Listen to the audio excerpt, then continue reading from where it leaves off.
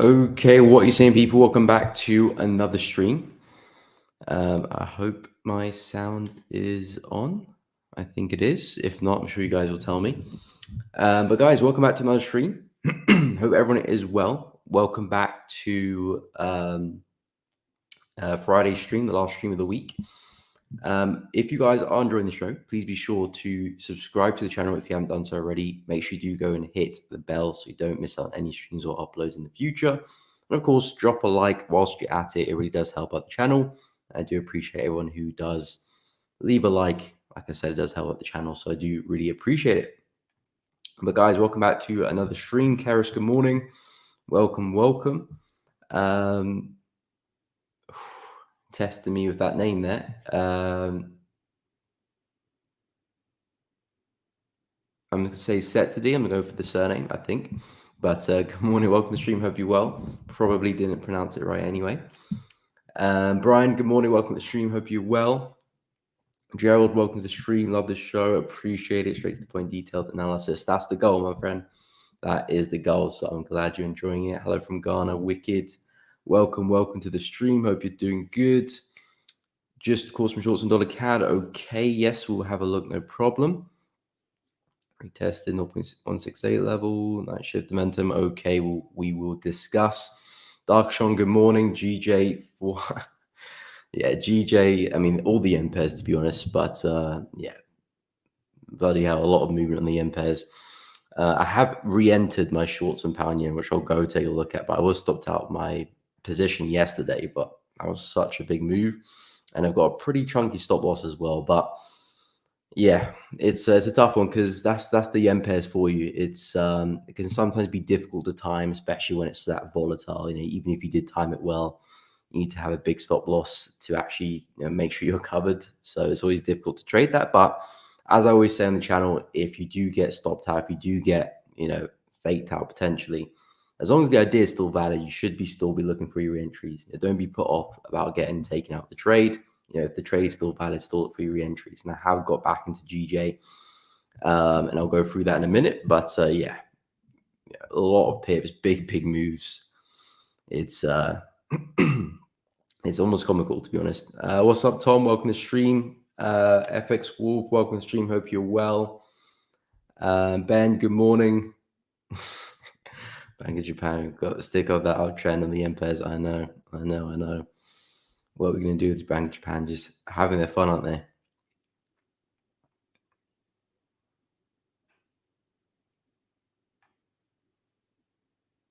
Yeah. Looking to take it back into 180. Yeah, that's the goal. That is the goal with pound yen. That's the goal, but it's just been a nuisance. Anyway, we'll go through a couple pairs. Dollar CAD. I'll take a look at my GJ position, and we'll discuss some yen pairs. Euro yen, FX Wolf is waiting for confirmation as well. Good morning, Holy One. Welcome to the stream. Hope you're doing good. Will, good morning. Welcome to the stream. Hope you're well. OP, good morning. Hope you are well. So let's go through some pairs into the action. So dollar CAD. Are you still in the shorts, or meant about an hour ago I executed looking to write it down? Yeah, I'm not too sure if you're still in there or you have exited the position. But in terms of my thinking with dollar CAD, again, I'm still very bearish on USD. So that is very much my long-term play. If I'm seeing upside in dollar CAD, I'm expecting it to find a top and come back down. The goal of us traders is to find where that top will be, where we can look to play some shorts and ride that down. I did touch upon this area here yesterday. I like this area here. It's a bit more of an intraday level, nothing that I would look at myself, but if you're looking for entries, probably on the hourly and below, this could be a nice little level to look for reaction from. And not necessarily doesn't have to be a target. You don't have to necessarily look for the swing low for it to be a successful position. Even a push down to here, you can secure some gains, maybe go to break even, and then see if we can run to the lows there with some, leaving some positions to run. But move back to here looks pretty reasonable. Price is still rejecting this area pretty well. In fact, yesterday I did say if we come back for a double top, that could be a nice place for an entry. Already see some nice rejection on the hourly there. So I do like this position to the downside, back to the low there at least, because this is kind of where we're consolidating. And if we can get the break of that, then of course we can start discussing a swing to that low there. But I like dollar CAD. It's at a really nice area. I think shorts look good here. Stops above the zone here. If the market does break through that, it becomes a little bit more awkward. Maybe we're going to come back to this area here for a retest. So that's probably where you're next looking for shorts. I'm not bullish on dollar CAD at all, really. So I'm not interested in the buys. Looking at this from a top-down perspective, I think dollar CAD is most likely going to push to these lows here eventually. And just this week, we've had a really nice, well, last week as well, really nice rejection of that area. So now I'm just expecting follow through on the way down. Of course, dollar CAD is a bit of a choppy pair, so I'm not expecting just a clean move to the downside. It's going to have its kind of consolidations, its pullbacks, its messy stuff. So I wouldn't look for such a big swing in one move, but shorts is what I'll be looking for. So yeah, looking for shorts of that area. I definitely do like the look of it. And again, at least the push to this level looks pretty logical. And then if you can get the break, then you should be in for a move back to the low. But yeah, dollar CAD, I do like the downside. As I said, I'm really bearish on USD. So all these USD pairs, Euro USD, Pound USD, Aussie dollar, New Zealand dollar, I still do see more upside for them. They could go for corrections, don't get me wrong. We might see some dollar strength come into the market and they could see 2, 3, 4 bearish days and some downside. And for me, that would just be an opportunity to buy them back up. But yeah, I'm very much just looking at opportunities that favor dollar weakness at the time.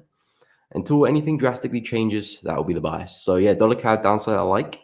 In terms of GJ giving us a lot of pain, a lot of headaches here. So I've re-entered the position which I was in yesterday. I'm using a really, really big stop loss. I think this is probably the biggest stop loss I've ever traded with, to be honest. 465 pips, believe it or not. I don't think I've ever had a stop loss that big.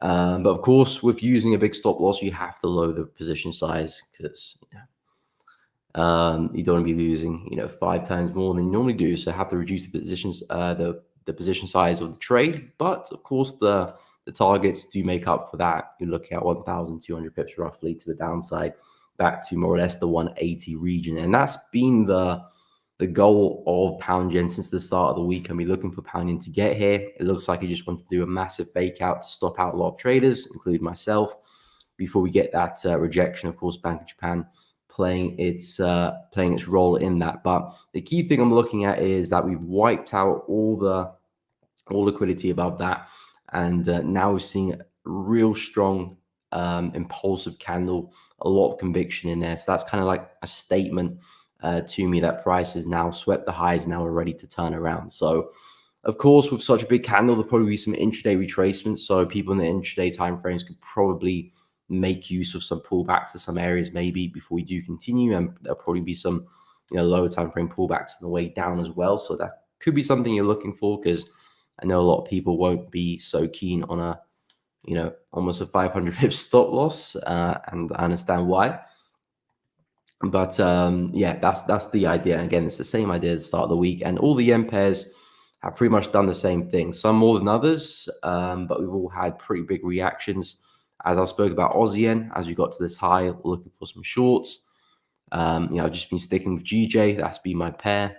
And again, all the yen pairs will probably do the same thing as well. But yeah, I'm expecting the yen pairs to really continue that bearish trend that we had in July, this big move here. For me, this is kind of like a pause in that before continuation. And GJ so far looked the cleanest. Maybe not the best risk reward, but since I've been trading it all week, I just want to stick with it for now. And yeah, looking for a push into 180, but a really nasty move. But I actually like it, to be honest. Even though it did take me out of my original position, I like it because it would have taken out a lot of people. And now the way we reacted, it looks like we put in that lower high. So yeah, I'm going to see how that one goes. But it hasn't been fun. I'm not going to be honest. It hasn't been fun. Okay. I'll go through Euro Yen as well. I think FX Wolf, you said you're looking to trade that.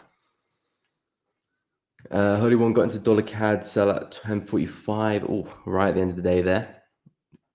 Before spreads open up, got alert 6 a.m. saying you need to monitor the trade. Hasn't come down yet. Okay. Yeah, dollar CAD still kind of just dancing there. But as I just said, I do think dollar CAD can have a nice move down, especially if it holds into that level.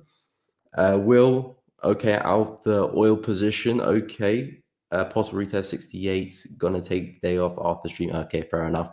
Had a good week of profit so far.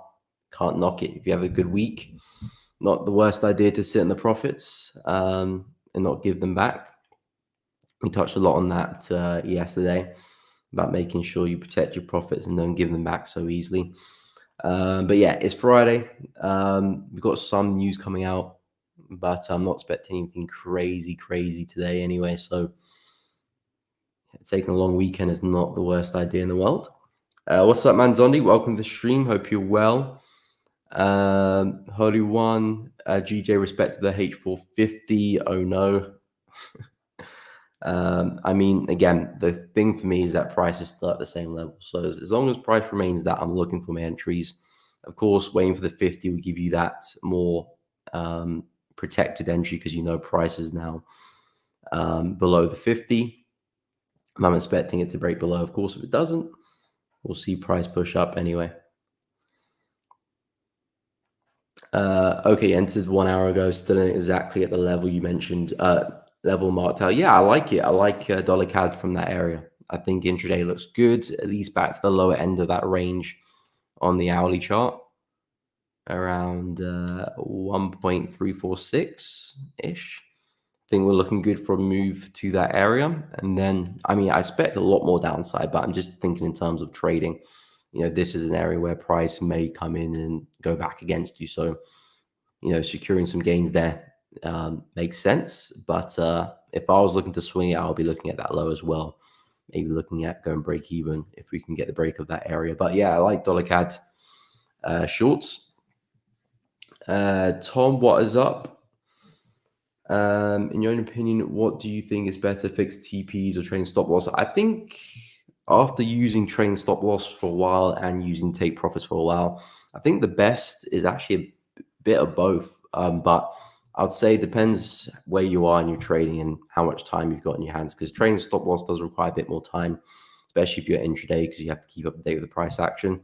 But really, trading stop loss versus fixed stop loss, it just depends on market conditions. If the market is very choppy and not trending very well, then I think fixed take profits makes the most sense, because if the market is just going to revert back on itself all the time, why would you trail anyway? It doesn't make any sense. But if you've got a trending market, like for example, you're trading gold, for example, or some of the yen pairs, then it makes sense to trail, because these guys can really run and really bank you a big trade. So I think the answer to that question is understanding what condition the market is on and then deploying that, whether it's a fixed take profit because the market is just very choppy and it's bouncing off levels of support resistance back and forth, then a fixed take profit makes the most sense. But if you're trading something trending and you really want to make the most of it, then trading on average will produce better results. So it's actually a bit of both, but the key thing is the market conditions. Ben, NZD looks decent for a short. Okay, we'll discuss NZD USD as well. Solid bearish close. Dollar still looks shaky, though. It's put me off. Yeah, I'll take a look at the DXY. I haven't been a big fan of it. It's just been all over the shop. Yeah, I know. 2,000 pips is just 1 week. I know. That's the yen pairs for you. And that's why some people don't like trading, and I don't blame them. Because if you're not sensible, you can definitely punish yourself.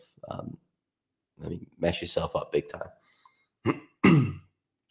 Tony Gold, welcome to the stream. Hope you're well. Good morning. Good morning.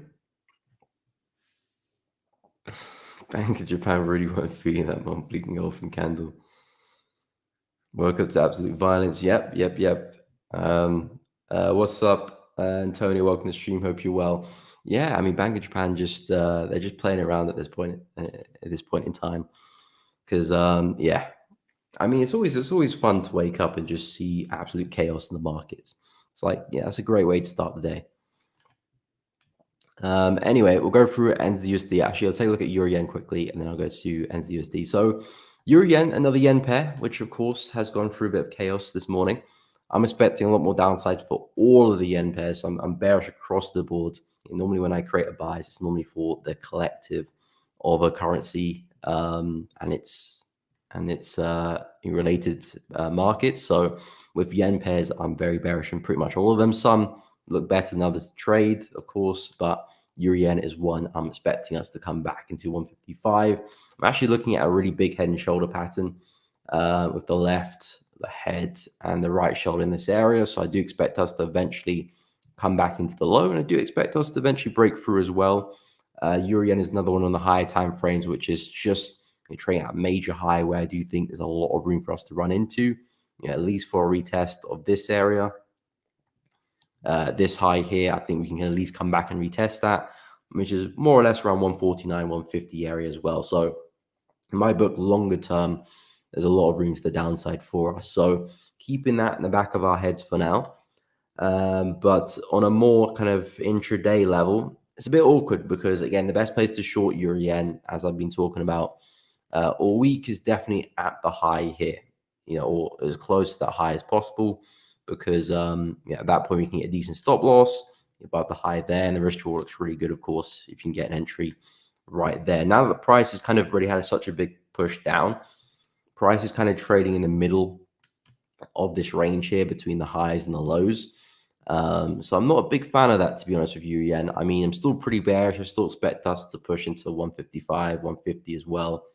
But in terms of trading it, I'm not the biggest fan of where we are, because we're kind of just in the middle of this. So there's not like a significant level I can put my stop loss against. But I know you're intraday FX Wolf, so you'll be looking at probably some type of correction, maybe like this, and then maybe a retest of the low here. I'm not too sure what your exact setup will be, but maybe that's an idea you'll be looking at. This way you can refine that stop loss to a much more kind of expectable, reasonable stop loss, and look for something like that, which I think is still a nice opportunity intraday.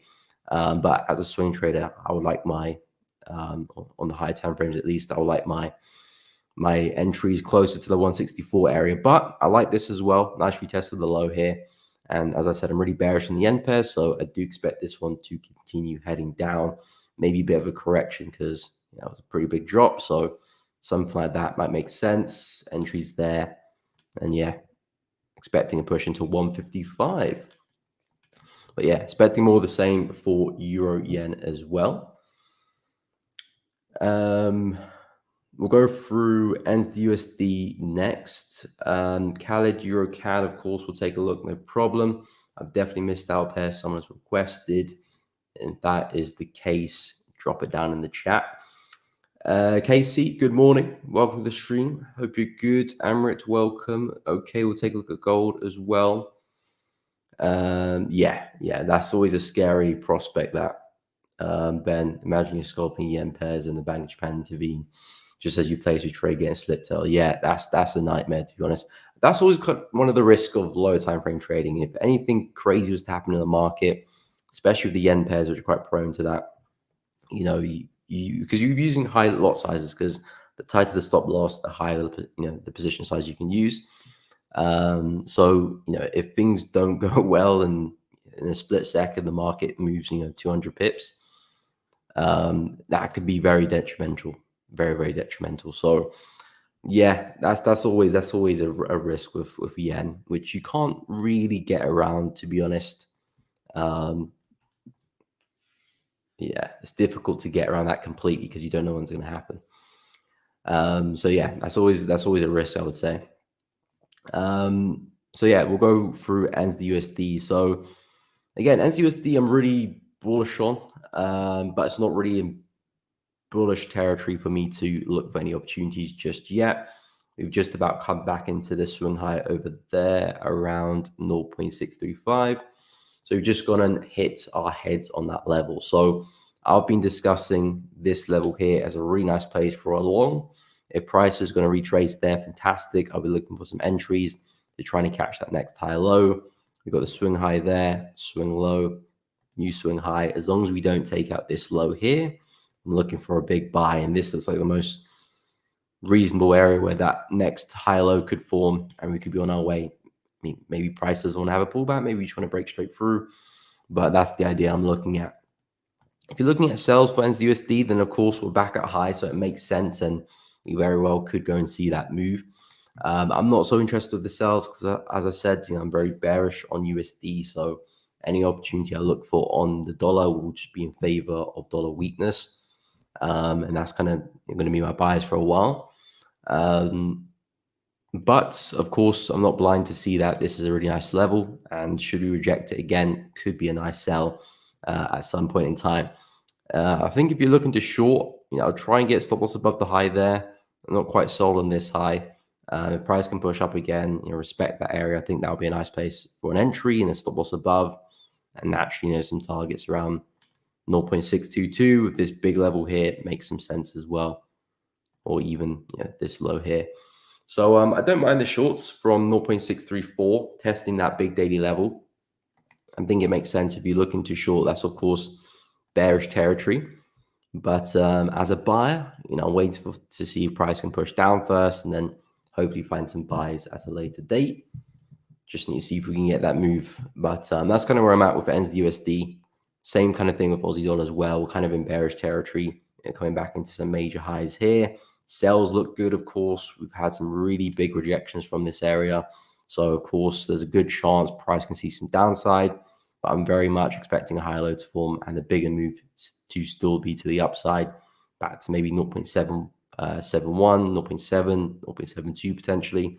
So this is the move I'm very much interested in catching. But in the meantime, some sales could look good. Of course, USD is being all over the shop. I have no idea what this one's doing as well.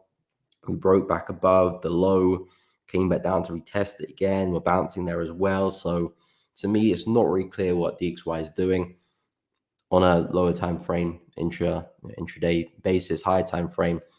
I'm very, very bearish on it. I'm looking for us to come into the low, but I'm unsure if we're going to push up first and then make the move, or it's going to just bleed straight through.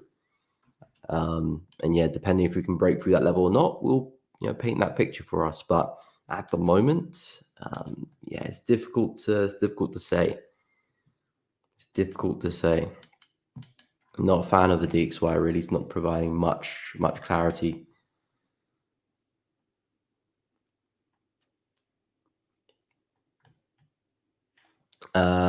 Okay.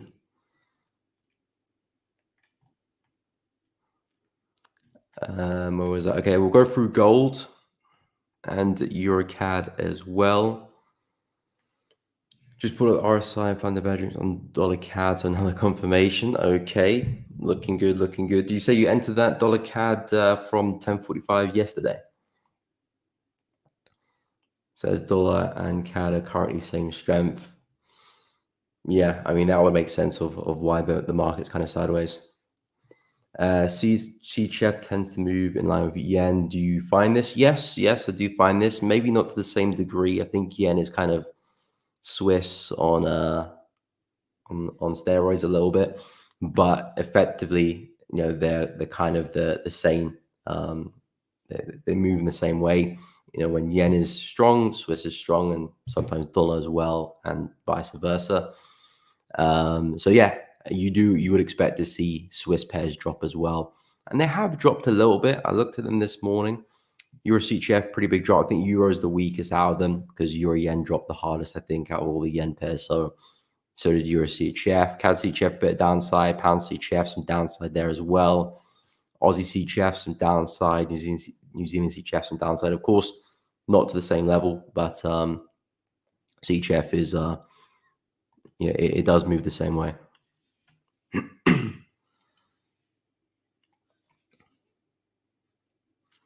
FX Fiend, okay, I'll touch on Aussie dollar as well. I'll add that to the list. Tom, I haven't asked what's the main reason why yen's really moved big time with mission drop the. Yeah, sure. I mean, I'm not too sure if you can actually. I think there might be a setting in Discord that stops people dropping links, but you can try. If it doesn't work, I'll go and amend that on my end. But yeah, feel free to drop that link there. But if it doesn't work, let me know. Okay, 10:45 last night. Yeah, we've just been sideways since then pretty much. But again, I still expect us to fall as long as that level can hold. If it doesn't hold, then maybe dollar CAD's going to have a bigger retracement before we get that sell. CHF is JY's little bro. Yeah, to a degree. Yeah, I would say so. It is its little bro. It takes its time as well. But it does like to follow the big bro. Anyway, I'll go for EuroCAD, gold, I believe, and Aussie dollar.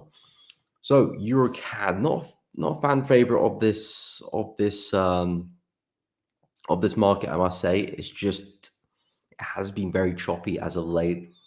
I can't remember the last time it was in my watch list, but it has its moments, so I keep an eye out for it.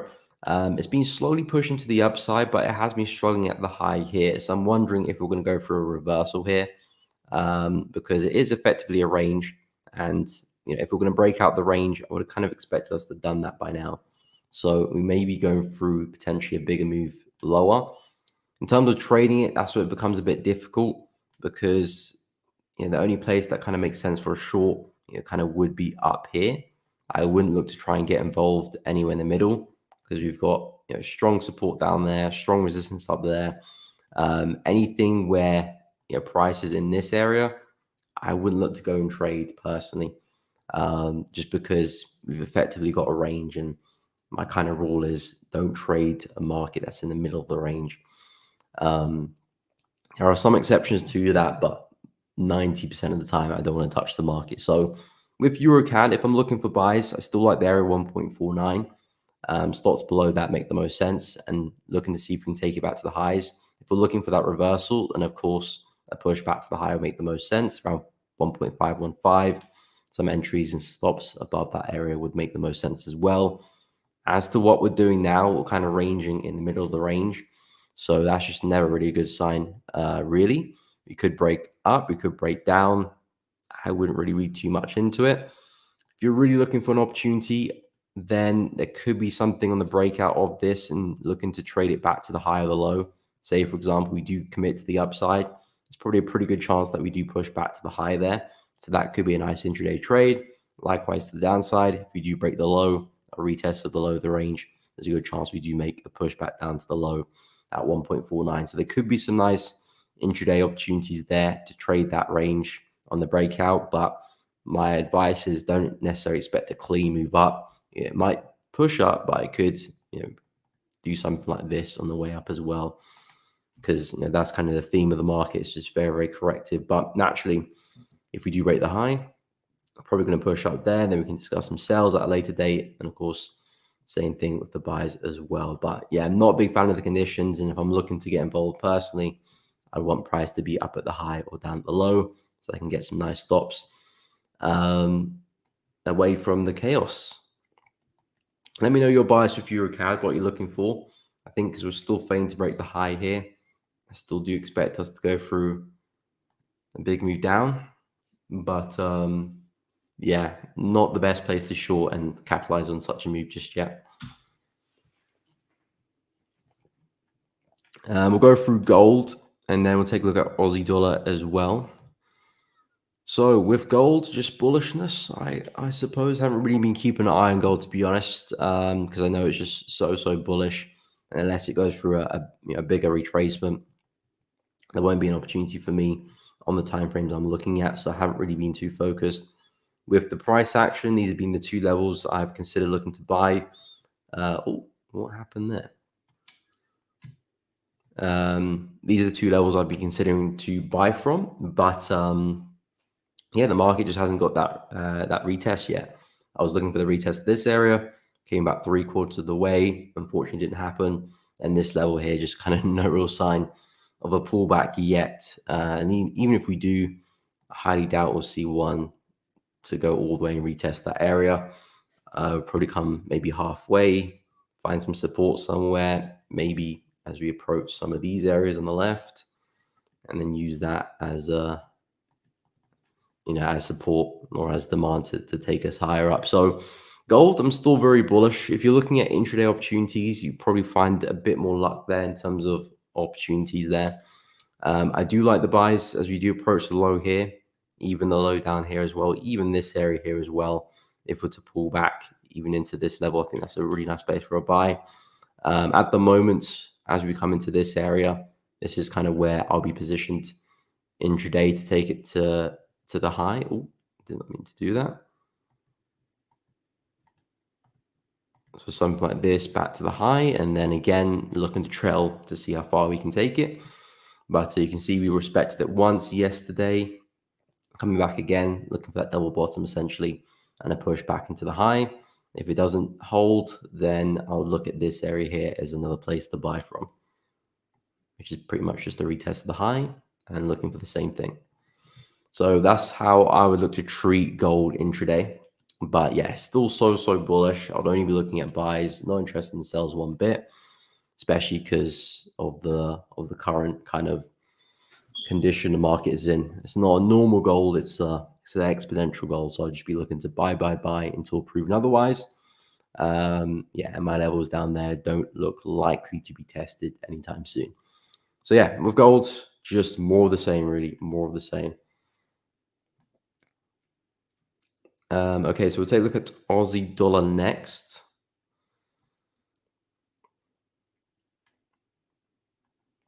What do I think of China 50? Oh yeah, Nick mentioned that yesterday. I've never looked at that market before, but it was rocketing to the upside, and Nick was mentioning that was a big catalyst for gold being bullish as well.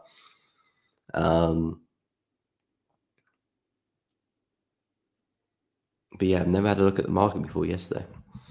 Holy One, Euroseat Chef took a huge drop this morning. Line went up for a buy. I let it slide until next week and see what the chart looks like. Okay, fair enough. Not already, but the drop was nice. Yeah, it was. Euro's just been so weak. I don't know why. It's been pretty weak all week. Okay, link is good. People can jump on Discord and read the article. Nice one, Tom. Appreciate it. Pavinator, what's up? Happy Friday, right back at you. Aussie dollar is flying. You reckon it'll come back down for a corrective move? Okay, we'll discuss Aussie dollar next.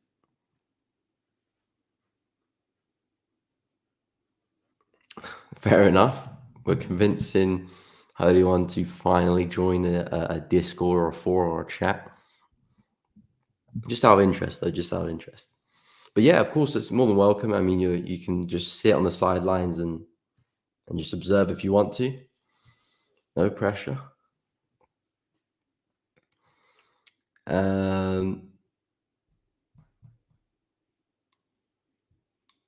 That's another bullish narrative for gold, and the Chinese love their gold. Yeah, Nick was explaining that yesterday. Excuse me. Hope that wasn't too loud. European indices are pumping to the moon, some with Hang Seng. What's that? Hang Seng. But we'll go through some indices. We'll take a look at a bunch of them. I haven't actually been keeping up to date with them. Yep, GJ will discuss as well. First, let me go through Aussie dollar because that was requested a while ago.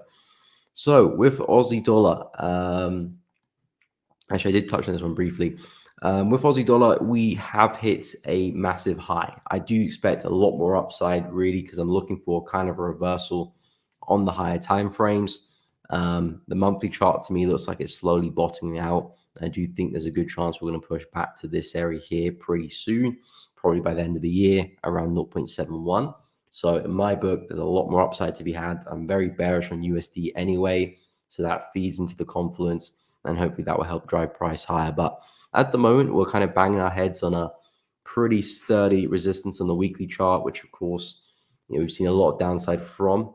And it does look like a nice place for a short. I do expect us to retrace at some point. We had a lovely low down there, creates a new high low, and of course, at the moment, we're creating new highs. So if the market is going to retrace, this is a pretty sensible level to expect that retracement from. But yeah, as soon as we see a meaningful move down, I'm going to start to look for some entries to take this back to the upside, probably on the retest of the high like this. Or if you have a deeper correction, I'll probably look at some areas down there. But that's kind of what I'm looking at for Aussie dollar. In terms of the sales, again, as I said, I expect this just to be a retracement. I think the double top looks good. You can get stop loss above the high. It looks good as well. So yeah, I do think we can see a turning point. Even the move to the upside has been pretty corrective. It's not like we've been steamrolling to the upside. Price kind of found it a little bit difficult in this move here. So I do think we can go through that correction, but I'm just going to be focusing my time on the buys here, really. So I'm not going to be entertaining any sells, but I do think this is a nice place for a sell. So yeah, I do think we can see some retracement, and if we do, great, because that's what I want to see, really, because I want to buy it up. I don't want price to break straight through, because that means I might not see the pullback I'm after. So if it does retrace, that's good for me and the sellers as well. And hopefully I can find some buyers around 0.68, 675 to find that higher low. But we're having a hard time breaking through. So as long as we can keep that up, it looks like a nice sell. And USD, I prefer Aussie dollar shorts because Aussie dollar is right back at the high, and I can just put a nice little stop above that. New Zealand dollar, it's not quite there yet. I wouldn't want to put a stop there. It's not in a significant area enough for me. So if I was going to look to short one of them, it would be Aussie dollar if I had to. But yeah, I do think we can see some retracement, but I'm expecting a lot more upside in the near future. And that's the same across the board. Euro USD more upside, pound USD more upside, USD CAD more downside. Dollar CHF is the only one where, I mean, I expect more downside, but I wouldn't look to trade it because we're right back at the low. You know, this is not bearish territory for me at all. I need dollar CHF to have pushed up first, then I can consider some shorts, but I'm not going to be selling into that big old level there. So dollar CHF is kind of the only dollar pair which I'm completely not interested in. Maybe dollar CAD as well, just because there are other better dollar pairs to look at. And then, of course, gold and silver just being gold and silver. But yeah, that's kind of where I'm at with Aussie dollar. We'll take a look at some CHF pairs because I'm interested in a couple of them as well.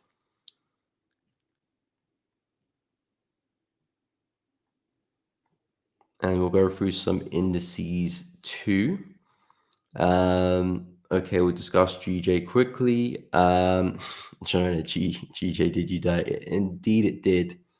Indeed, it did. It did me very, very dirty, but hopefully I'll get the last laugh because I have re-entered the trade. I have re-entered the trade with a very, very big stop loss, but the target is equally as big, 1,200 pips as well. So I've gone in for another entry. That move there is what took me out the trade. And to be honest, if I didn't take that trade, I'll be very, very happy with this position because it's gone and done what GJ kind of needed to do, which is going to take some liquidity above the high, stop out a bunch of traders, include myself. And now it's kind of giving a really impulsive move to the downside, which kind of tell me that, okay, we've done our job, we've taken out traders, and now we're ready to, continue that move to the downside. So I'm really liking the opportunity. On my end, it looks like I probably just mistimed the market a little bit with my previous entries, but hopefully this time we can see that continuation.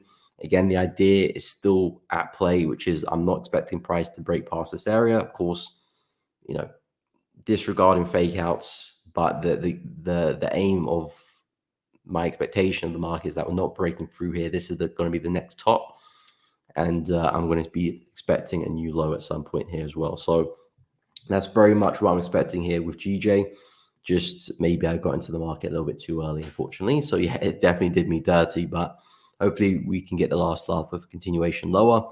I'm still very bearish across the board for all of these yen pairs. To be honest, when I woke up this morning, I saw the yen pairs doing what they were doing. I was like, okay, I've been stopped out on GJ, but there's a nice opportunity coming with the yen pairs, and I can just literally pick and choose which one to trade, really, because I'm expecting all of them to push down. Aussie yen look really good as well. And actually, from a risk to reward perspective, it probably made a bit more sense for me to trade Aussie yen shorts. Looking for the same entry, stops above the high, and looking to target the lows there. So it probably made a bit more sense to go for that one, but because I've just been trading GJ, I thought, let me just stay with GJ and see that through. So I've just entered on that candlestick closure at 10 o'clock. But yeah, I'm expecting the yen pairs to see some follow through now. And if the yen pairs still push on and go and take the high, then yeah, I was definitely wrong about that bias. And at that point, I won't be looking to short the market anymore. So yeah, that's my take on GJ. But yeah, that's the thing with the yen pairs. They're very, very volatile, especially when the Bank of Japan intervening like that, which could definitely put some people off. But I've been trading the yen pairs for years. So I give them the respect they're due, but it's just another currency market to me. Okay, we'll go take a look at some CHF pairs and then some indices. Do I trade weekends at all? No. Yeah, weekends are for resting and prepping for the next week. Because yeah, I like having that break between the live markets are closed, and then the markets are open again, because it makes kind of everything put into perspective. Because when the markets are moving, you're kind of a bit you're looking at opportunities, you're managing trades. It's a different type of view than when you're on this weekend and you're not trading at all. Markets are closed, you can't do anything. That's when you're kind of cool-headed and you can look back at stuff. So I like having that break from the markets when things are closed. Of course, you can go jump on crypto if you really want to trade, but yeah, I'm not a big fan of weekends. But each their own.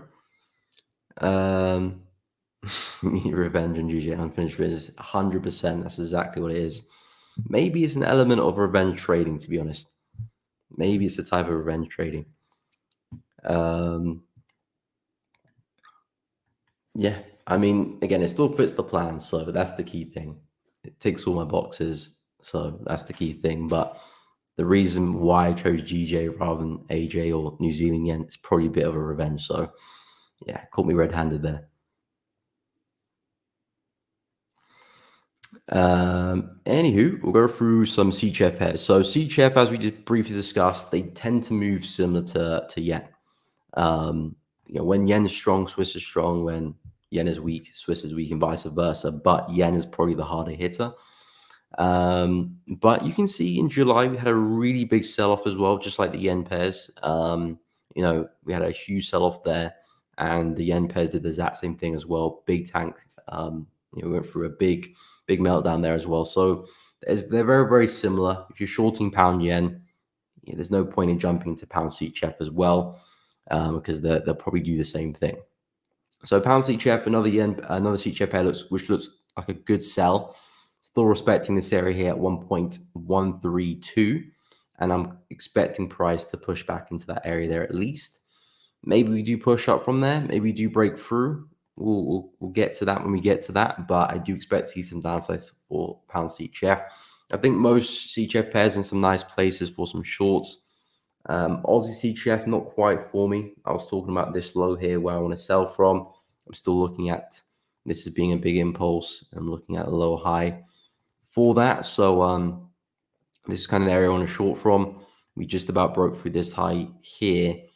So I wonder if we're going to break back inside or we're going to go and retest it. I'm not too sure yet, but that's kind of where I want to position myself short. Something like that. And then some downside. Again, I'll just be trading to see how far we can take it, but the risk short looks pretty good. New Zealand CHF, I'm looking for price to get all the way up here. So this one's kind of nowhere near its level for me, but if we can get there, fantastic. That's why I'll be looking for some entries to take the shorts. Again, it's pretty much the same traders as Aussie CHF, but New Zealand is a little bit further away. So yeah, with the CHF pairs, I like the shorts. CAD CHF kind of not trading at anywhere significant for me. If price was at the high there, I can look at some shorts there, but not at current price. Euro CHF looks like it's struggled to break through that low. A lot of rejection there. And maybe we're going to see a bit of a downtrend form now. So yeah, again, the CHF does have that room to the downside, just like the yen pairs, but I think the yens are a better sell.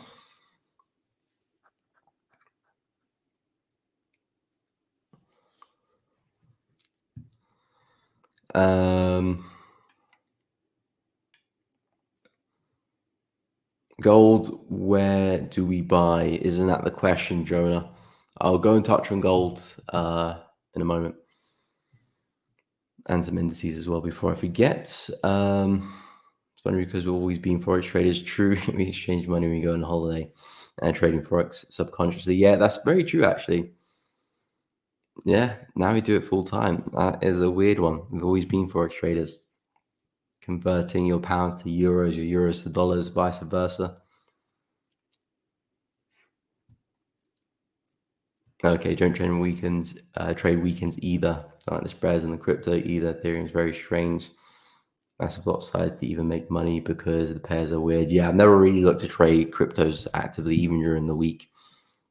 I've had my fun. I've had some experimentations, but I've never done it seriously and consistently before. So yeah, I'm not really looking to trade cryptos just yet. Maybe at some point I will. Ban rate conviction that many would back in the second time of my third, but the plan's still intact. You follow it, man. I respect that. Appreciate it. I mean, that's the the goal at the end of the day, because I always say, when you're trading and things are going very well, it's always easy to stick to the plan. If things are going well, you're in a really good spot in trading. It's always easy to stick to your plan and stay relatively consistent, because things are going well while you change it. But when things are not going well and you're taking a couple losses, it's very easy to second guess things and not stay consistent. And that's kind of what, in my opinion, separates a lot of unprofitable traders from profitable traders. Is the consistency during the times of drawdown. And yeah, I mean, again, getting stopped out a couple of times does hurt. But if you focus on the consistency and focus on that, each trade you take is just a probability. It's nothing more than that. You got your stop for a reason, target for a reason. As long as it fits the plan, you go for it.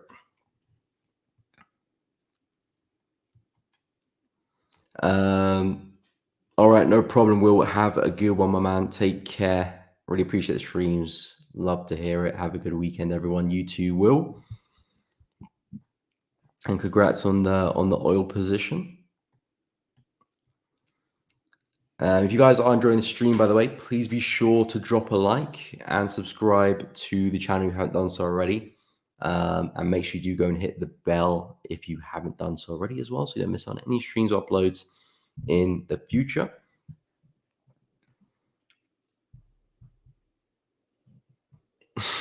See how well the spread is literally about 700 pips.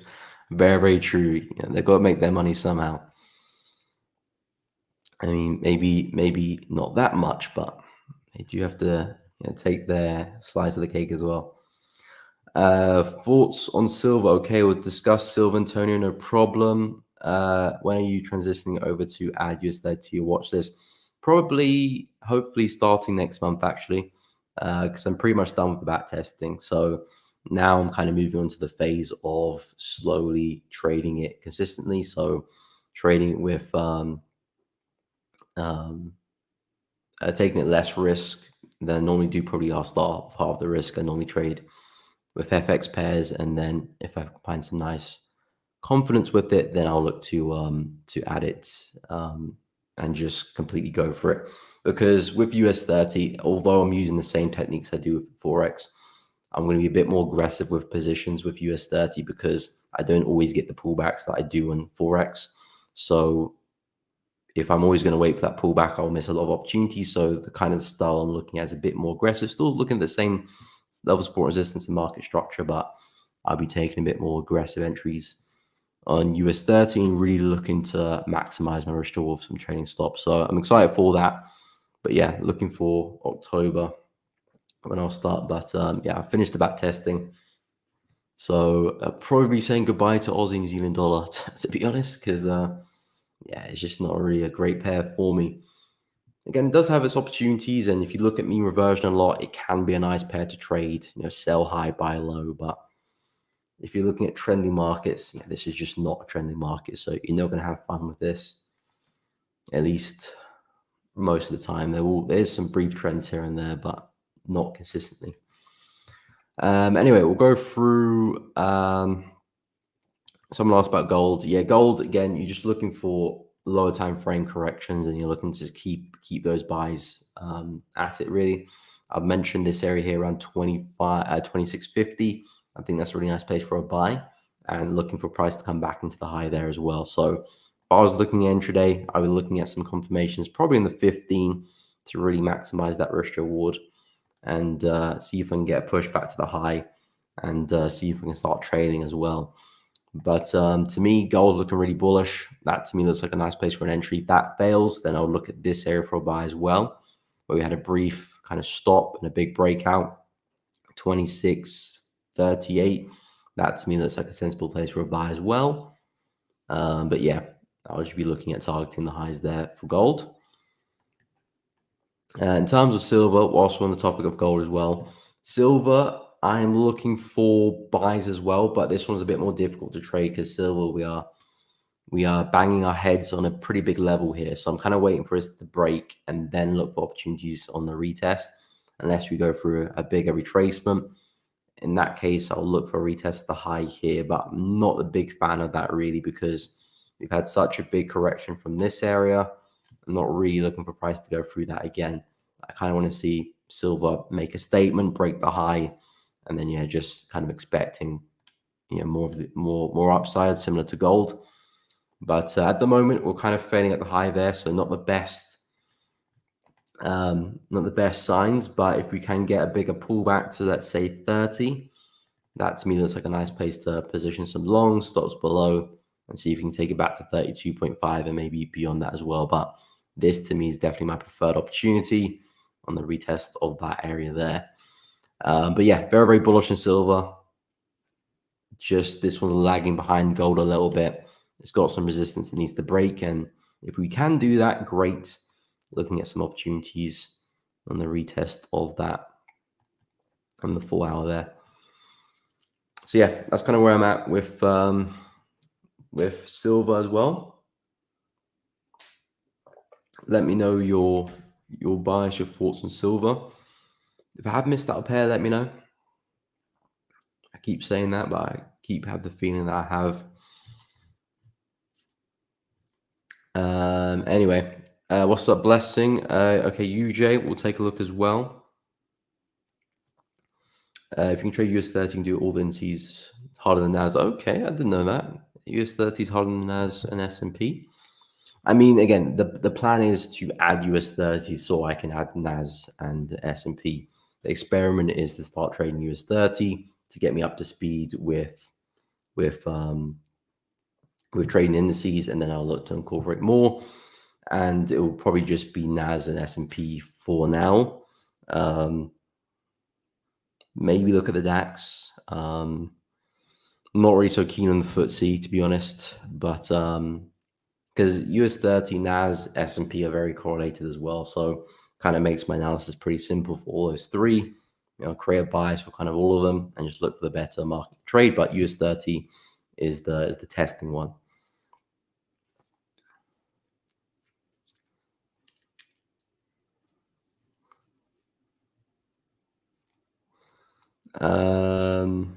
Pound euro exchange rate 1.2, but when you change money, it's 1.17. 300 pip slippage on the holiday trade. Yeah, they will take their slice of the cake as well. To be fair, I didn't do that last time. I should look at the exchange rate on my charts before I exchange money. I actually thought to do that before. Will I eventually trade stocks? No. That's a different kettle of fish. That's a different kettle of fish.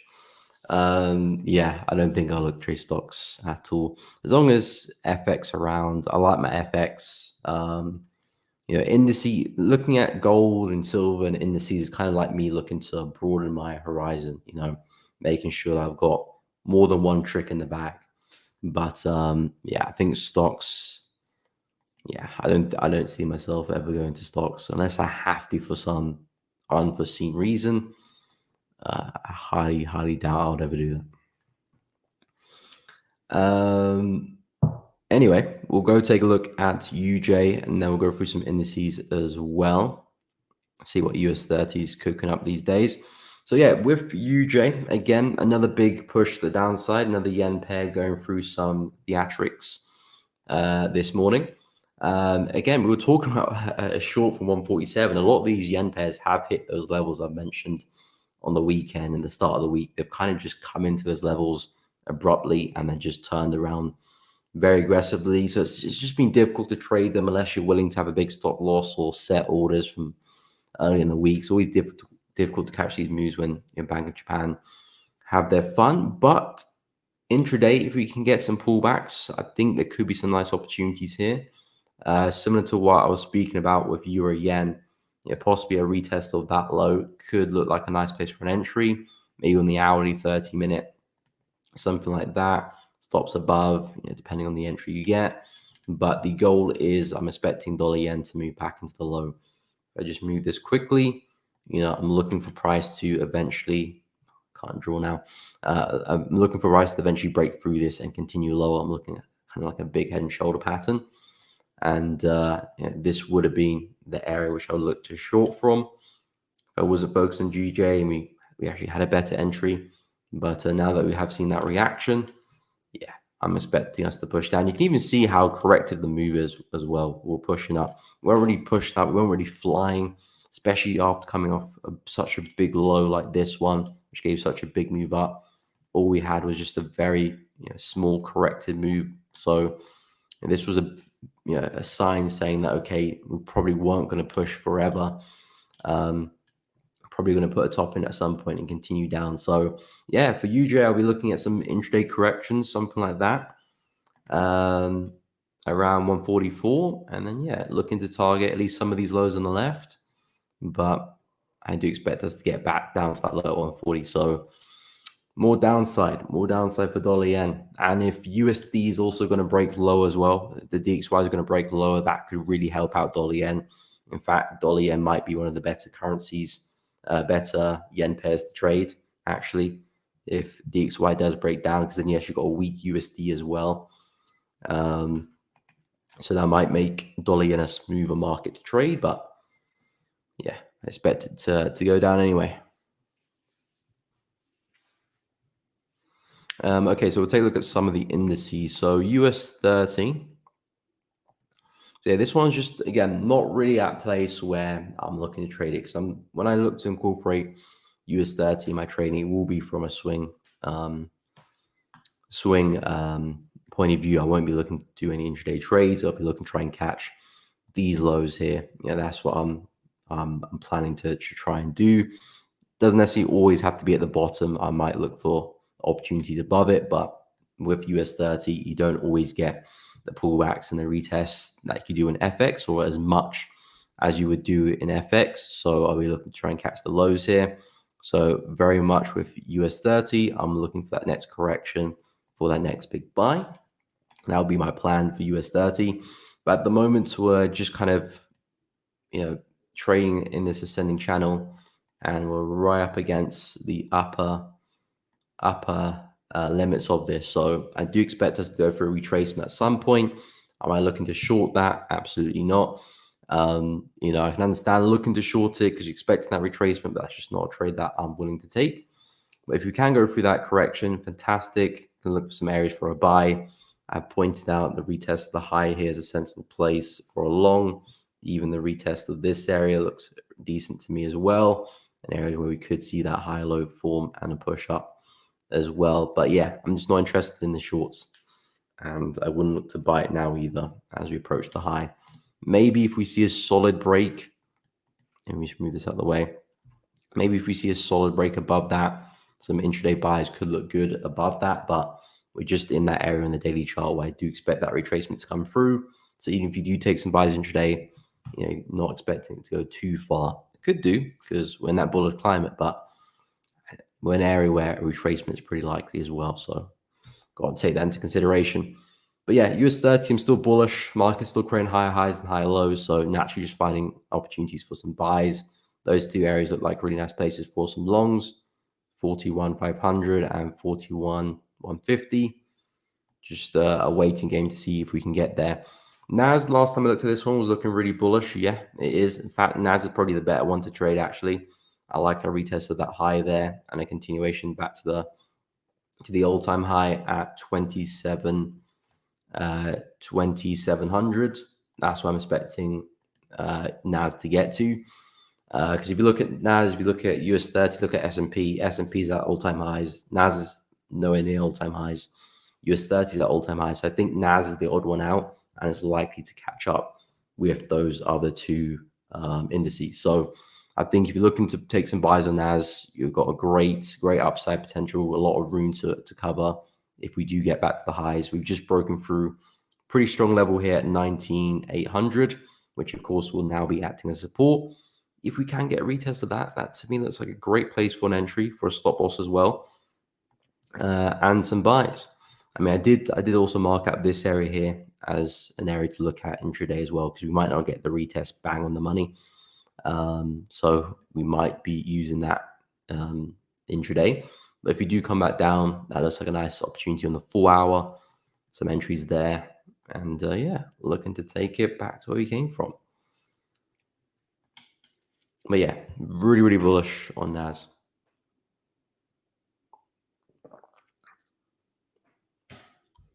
Really bullish.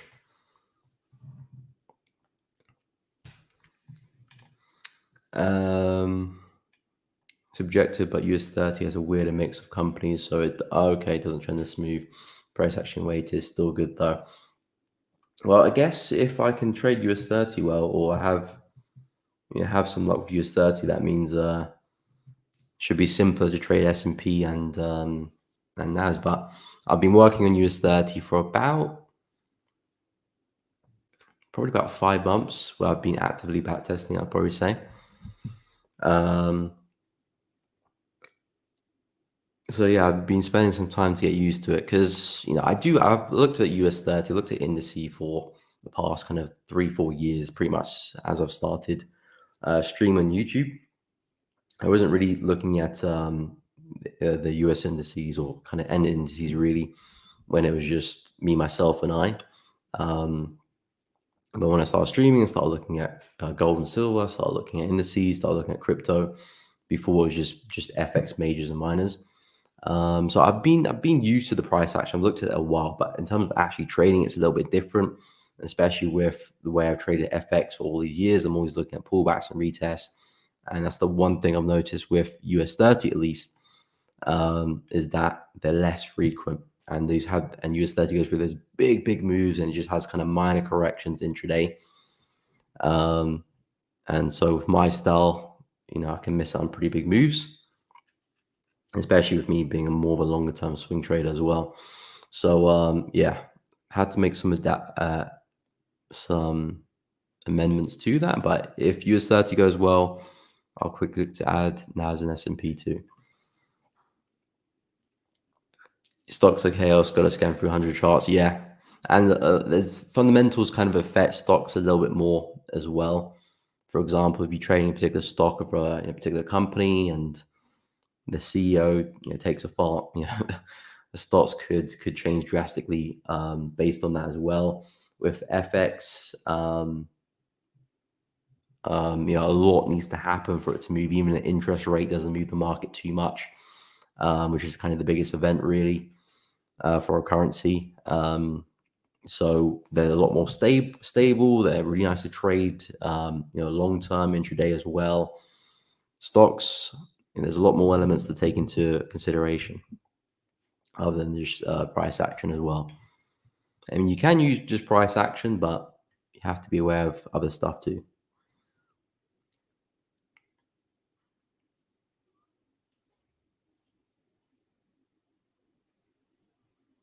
You can trade McDonald's, it's endless. Yeah, I mean, there's so much things you can trade, so much things.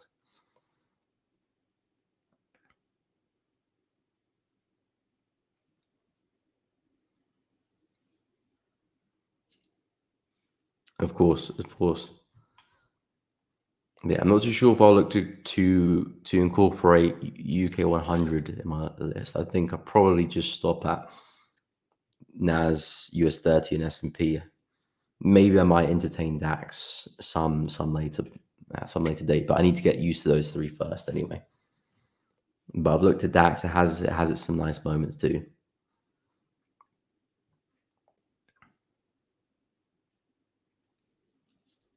Yeah, that's probably why it doesn't trend so well. Good point there with FTSE, because it has its moments where it consolidates a lot. And again, the main reason why I wanted to look to trade indices and add it to my watch list is because of the big moves it has.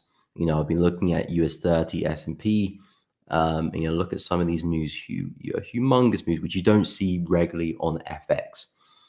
You see on gold, of course, gold and silver, but FX, these big monster moves here don't happen frequently, and they happen a lot more frequently on the indices, or at least the US indices anyway. So that's what really attracted me towards, because especially if you're using trail stop loss, you can catch some really big trades here. So looking at UK 100, which is a bit more flat, it's not really serving the purpose I want it to serve. It has its moments as well, but you can see it's just very, very corrective, and it takes its time to get going. So I don't really see myself looking to trade this, to be honest, because you might as well just trade an FX pair, to be honest. Might as well trade AUD NZD. So yeah, US indices look good. I'll look to see how it goes, but I don't think I'll look to add UK 100 again. I trade a wide range of pairs anyway, so I'm just looking to trade the best opportunity that's available to me. It might come in an indice now, it might come in gold, it might come on a Forex major, Forex minor, but I'm just looking at the best opportunity I can find.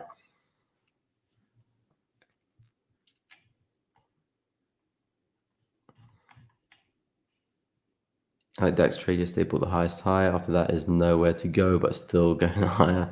Yeah, exactly. That's what I like about them, because with the indices, it's kind of like the only way is up. The only way is up. With FX, it's kind of both ways. Gold, the only way is kind of up as well. I mean, it definitely is up, but it will go through some long periods of retracement, consolidation. But indices, these guys just keep flying higher and higher and higher. So in terms of trading them, especially with someone like me who just kind of uses higher time frames to create a bias, it just simplifies everything, because I understand that, okay, indices, they're kind of just destined to go up. Of course, unless something crazy happens, they're destined to go up. So a higher time frame bias is just pretty much, clear, easy to interpret. And then it just becomes, okay, finding entries and finding areas to put a stop loss and managing the trade. But yeah, as we can see, DAX is going off on one, and this is where trading stop loss just comes really in handy, because you just kind of see how far we can take it. So yeah, that's why I'm looking to add the indices, because of their just upside and potentials a lot. Even the sells as well, when they do have some nice sells, they do pack a punch as well. Really nice move down. So yeah, I don't mind the DAX. I'll probably look to add it at some point, but really healthy price action there.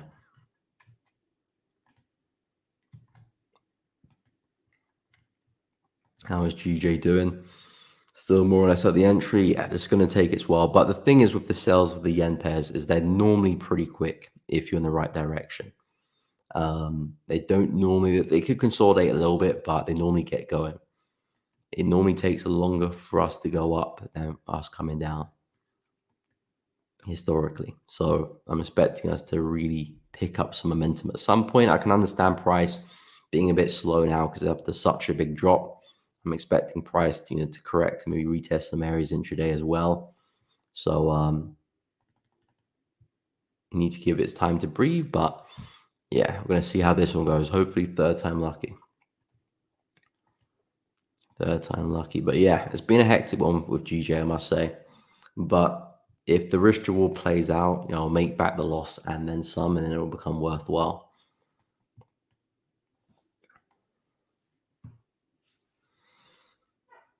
Your personal vendetta with Aussie New Zealand dollar. I think I do. I don't even trade it much, so it's not like it's done me wrong in the past. It's just I just don't get many opportunities with it.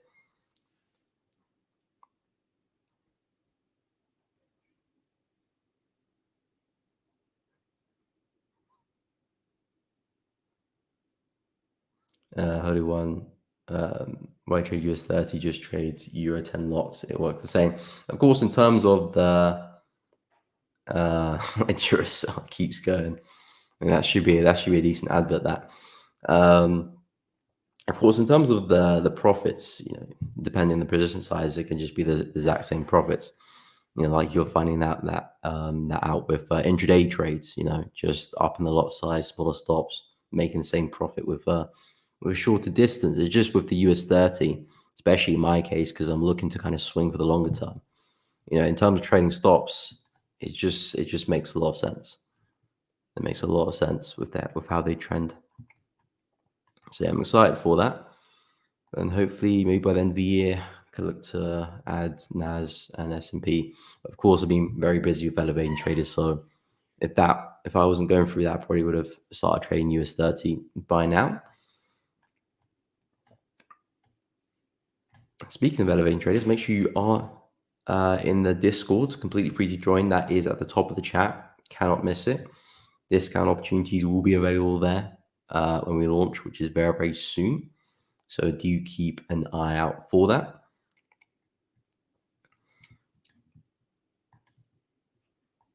I think I'll just be keeping a close eye on these weekly candle closes now, because of course it's Friday, so we're coming to the end of the week. So I do like taking a look at some of these weekly candle closures. Again, it's interesting for the yen pairs, because we were so bullish last week. I remember we were discussing the bullish engulfing candle.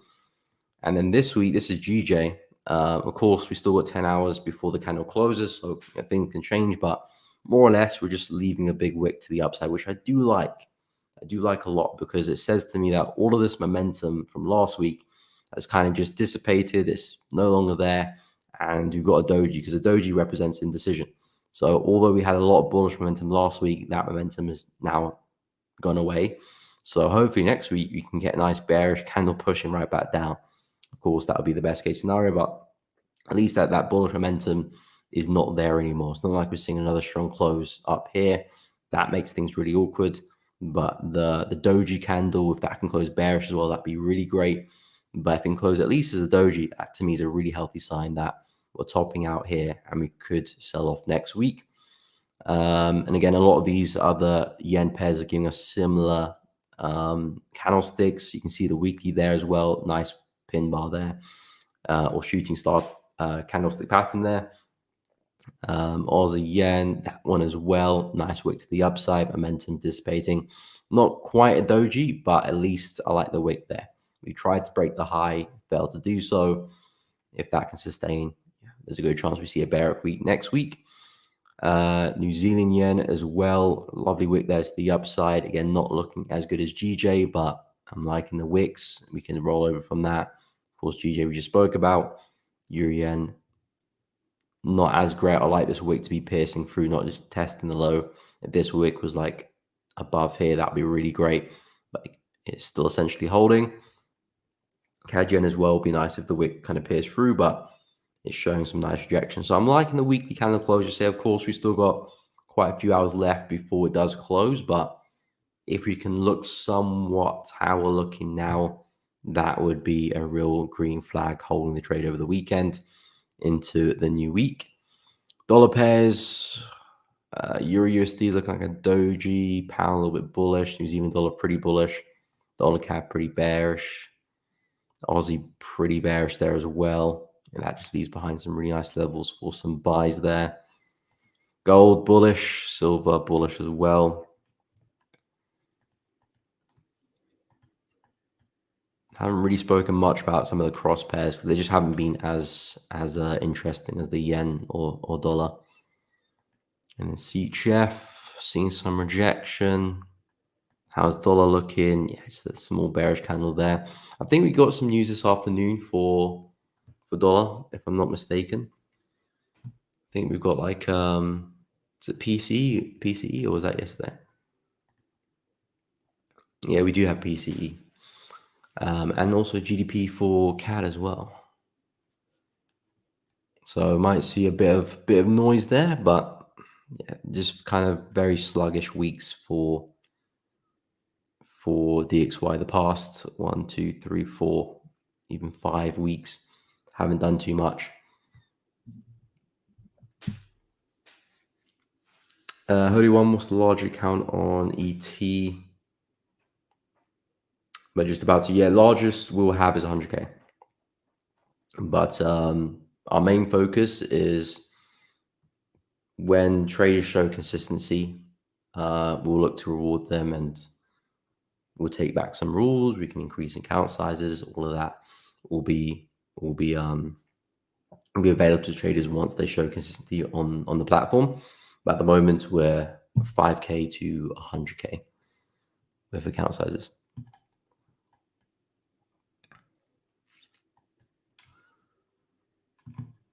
And I also like Swiss yen as well, but it's always just a bit awkward trading Swiss and yen as well, because as we just spoke about, Swiss and yen, Swiss and yen are very similar currencies. So if you're shorting Swiss against the yen, you're looking for one of them to be out, to out strengthen the other or out weaken the other, because both of them will probably be weak and strong at the same time. Of course, yen is far stronger, which is why we've seen such a big drop. But on average, they do kind of intertwine a lot more.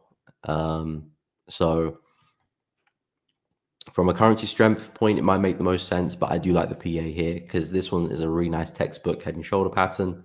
We've got the left shoulder over here, head over there, right shoulder there. And of course, not the textbook break and retest of a neckline, but the key thing is that we're staying below these lower highs. So as long as we keep maintaining that, I do expect us to start breaking lower, get some retest somewhere.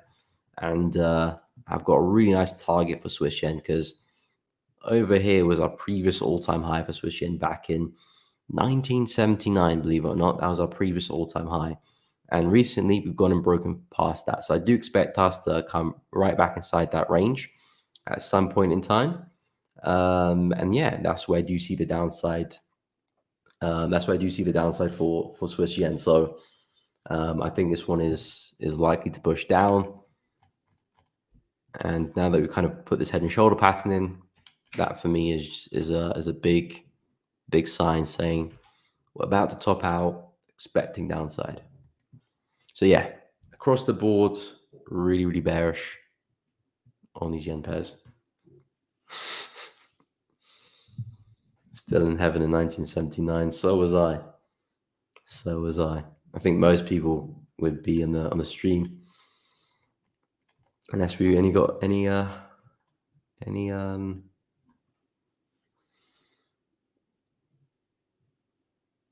people above 45 on the stream.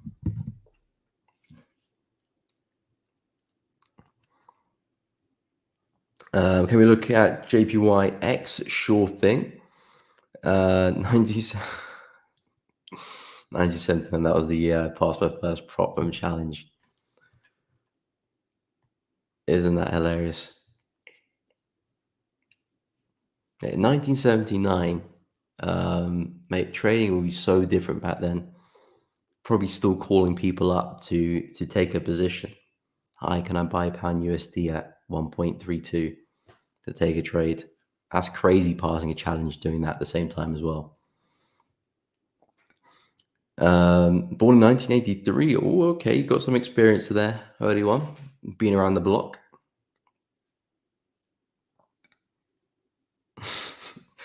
Traders had to draw their own charts by hand. So they're more artists than traders at that point. Draw their own candlesticks.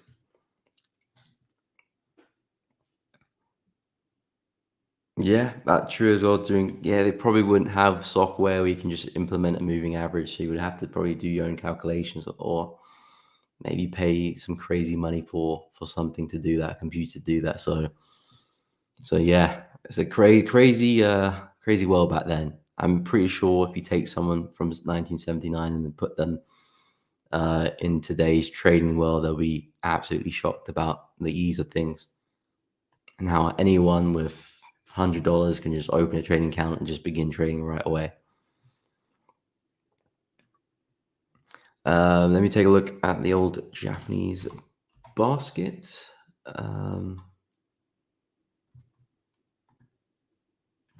So yeah, okay, nice little rejection there off that low. I mean, that's of course what we've seen with the yen pairs across the board.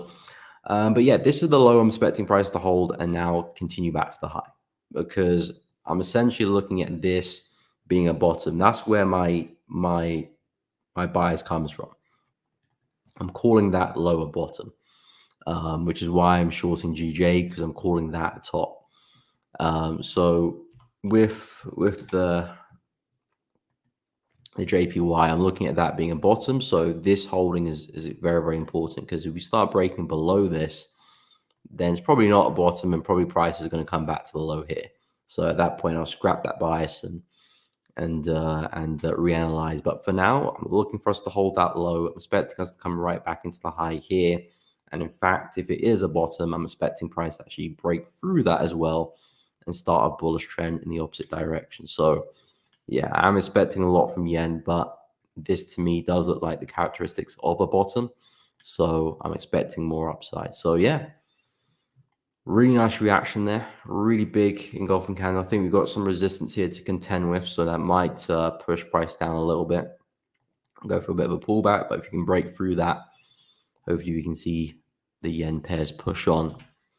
But yeah, 1746, really crucial level for me, for my bias on the yen pairs. If that breaks, I have to reconsider things.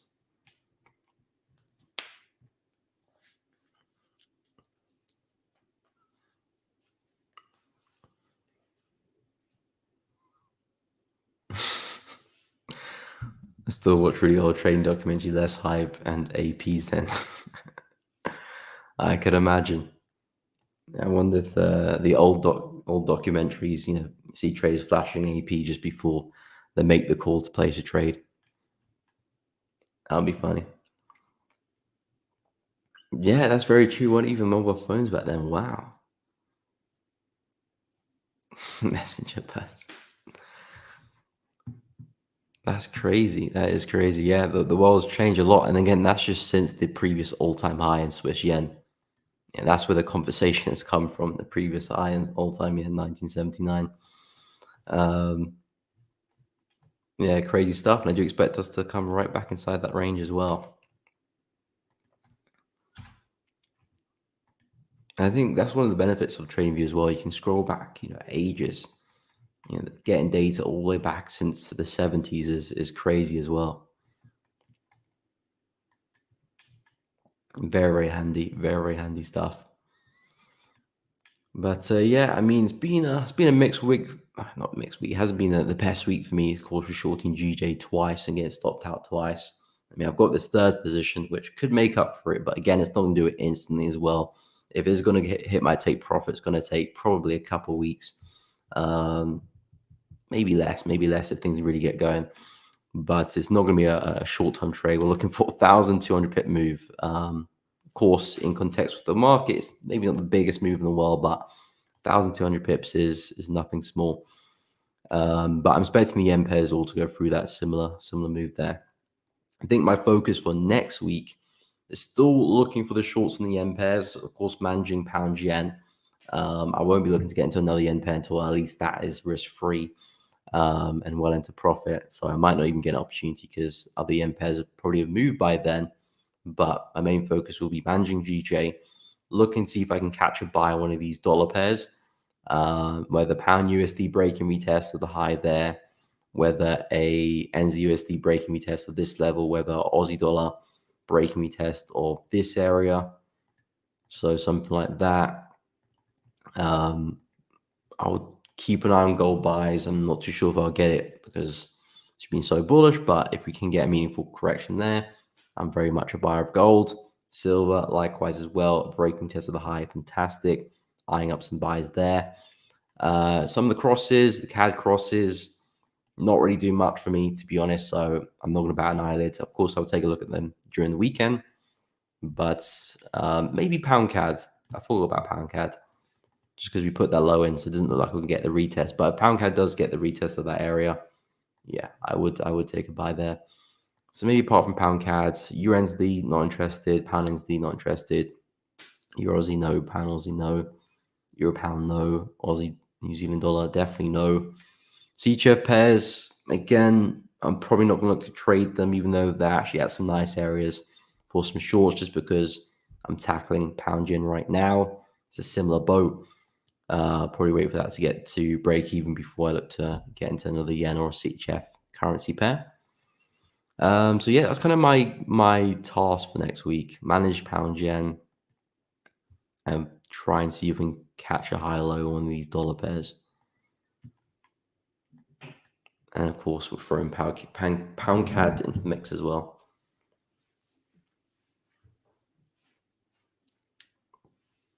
How many trades a week do people take on average? I'm interested to find out. Of course, I know lower time frame trades will be more frequent.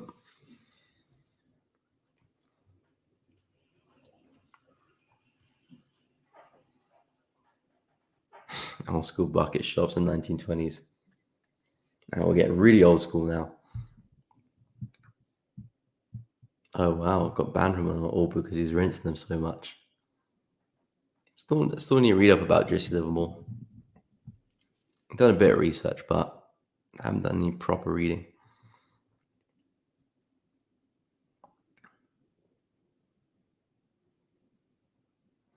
Currently looking at Aussie CAD. Okay. What are you doing with Aussie CAD? What are you doing with Aussie CAD? Yeah, like I said, I'm not a big fan of Aussie CAD at all. Let me know what you're doing with it, you're buying or selling, but I'm not a big fan of it in the slightest. Because again, direction is important to me before I can place trades and look for entries, look for opportunities. I need to understand the direction really clearly. Of course, I can still be wrong, but at least have a good gauge on what the market's trying to do. Right now, I have no idea what the market's trying to do, really, even from the top-down perspective. I can see a very slow short-term trend here. Maybe prices making a way back to the high here around 0.94. Possibly we might move into that level before a big sell. That could be the play.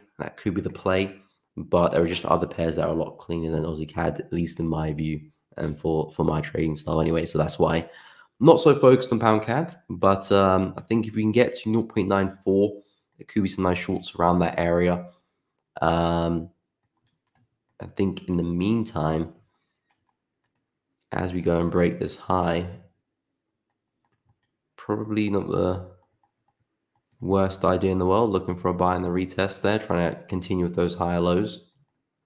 Ooh. Looking for the next one. But yeah, I'm not the biggest fan of Aussie CAD. Not the biggest fan. Maybe a retest of this one, which we kind of did yesterday. But yeah, this is a nice area which, if we can get to, reversals look good. So maybe something in there could look good. Some equal highs, breaker structure, maybe some nice sells later date. That might look good. But for now, I'm not really liking the bullish trend because it's just so corrective. It's not like we're moving smoothly. But yeah, 0.94 may be where price is moving towards. So looking at trying to catch those high lows on the way up, looks like a nice bet. Okay, you're in a buy, stop loss 0.9207, take profit 0.9325, 9325, I guess around there-ish, so not too far. Stop loss 0.9207. Okay, stop loss is around here somewhere. So I assume you've entered more or less here. But yeah, I mean, it's looking good. It's looking good because momentum, it just broke through this daily high. So that's a a key characteristic in your favor. I think as long as price stays above that, should be in the money. If price starts breaking back below, you might get a bit choppy and stop loss will be a bit more vulnerable then. But if price can stay above this 0.926 area, you should be pretty well protected. And if price is going to push to 0.94, you would expect price to hit your take profit along the way. So I don't mind the buys. Like I said, I'm not a big fan of the trend. It's not really showing a lot of conviction. But since we are trading above the high and you're in a buy there, your stop loss is underneath it, you're pretty protected. And if we're going to see the trend continue, then I would expect your take profit to be hit as well. I think probably some re-entries on the retest, or additional entries on the retest could look good as well. But yeah, not bad, not bad. I just don't like the condition of the market, so I will look to trade it, but it makes sense your trade.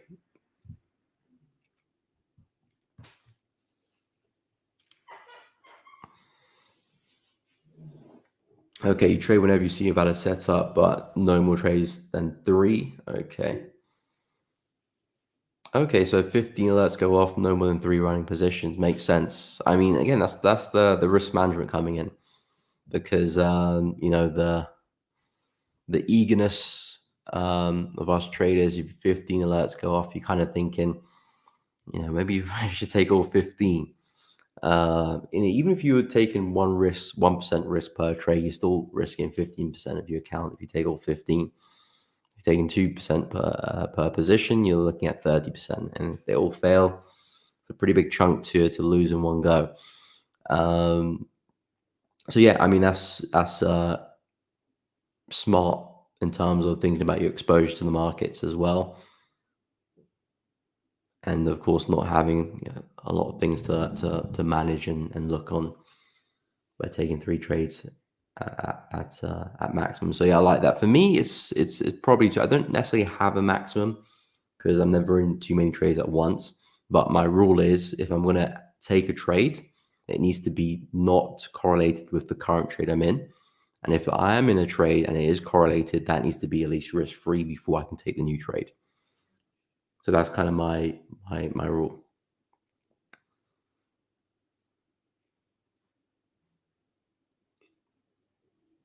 Oh wow, I did not know that. I think I'll go research into that afterwards.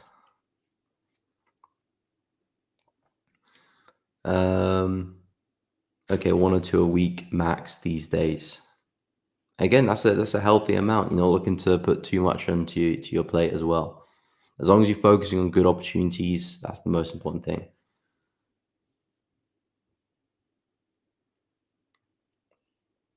Yeah, don't like a confusion. Have 11 trades running is foolish from my perspective. Anyway, I very much agree. I very much agree. Because again, you want to treat trading as a business. If you're all over the shop and you have 10 trades running, you're not going to be very accurate with your decisions. If you're in this pair, in that market, it's not sustainable long run.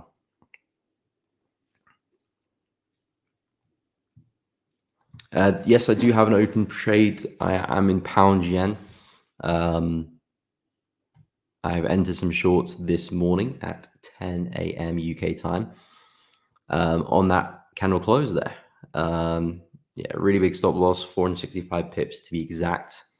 But I'm happy with the position. The risk reward makes sense as well. And at the area that I'm expecting price to hold, it is holding. So trade still valid, hopped in, stop loss above, or see how this one develops, but very bearish on these yen pairs. So I'm just going to see it out until I'm proven wrong.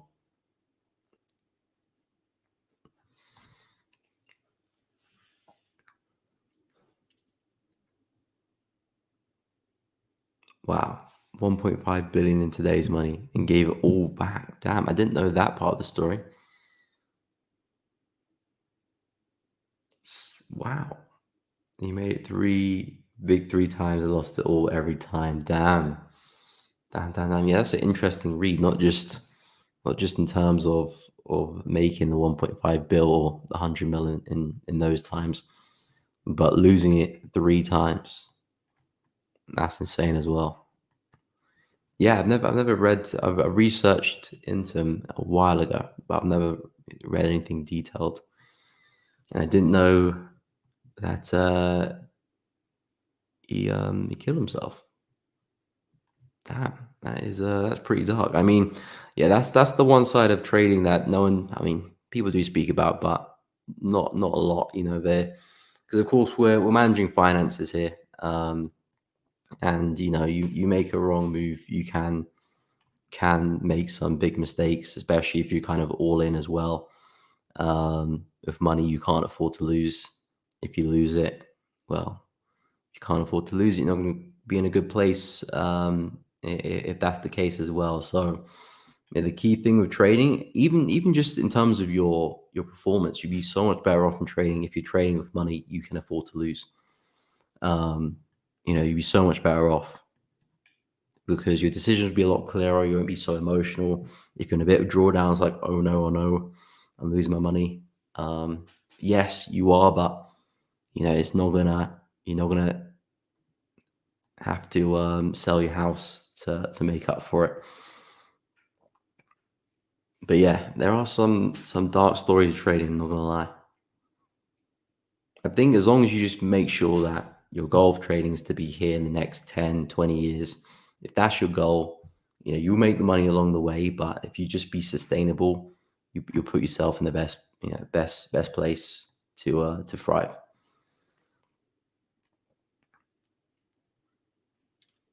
Crank up the leverage for real. Yeah, I bet he was. I bet he was. By the sound of that, because of course, if you're gonna make big gains, if you're gonna make crazy gains in the market, you know the the reality is you have to be taking crazy risk. If you're going to make it, heaps of money, you're going to have to take heaps of risk. It's just, it goes hand in hand. No one's going to make a big amount of money by taking small risk. Maybe relatively small risk if they have a huge account, but even that, they're still taking big risk as well. 1% of a billion is still a million. I'm pretty sure. So yeah, if you're going to make big results, you can take big risk, and you have to be able to stomach that as well. But yeah, damn, wow.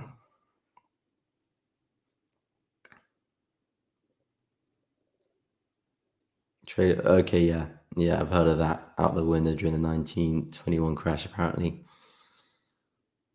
Isn't that what's it called? Is it like the Black 30s or something like that?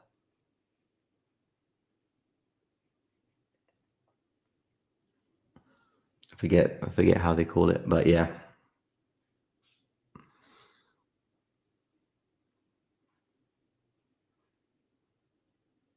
Yeah, I've been there before as well, Hollywood. Check the phone, see it's in red, day spoiled. Yeah. I've been there. I've been there before as well. I'm pretty sure, most people on the stream, if not everyone, has been there as well, where you let trading kind of dictate your day as well. Not a great place to be in, and trading doesn't become very enjoyable either as well. It becomes more like a burden. If you're in the right and you're in the green and you see positive trade, it's kind of like relief, and if it's in the red, it's like, oh, I'm here again. And if you're in that place, it's never fun to trade, or at least enjoyable anyway.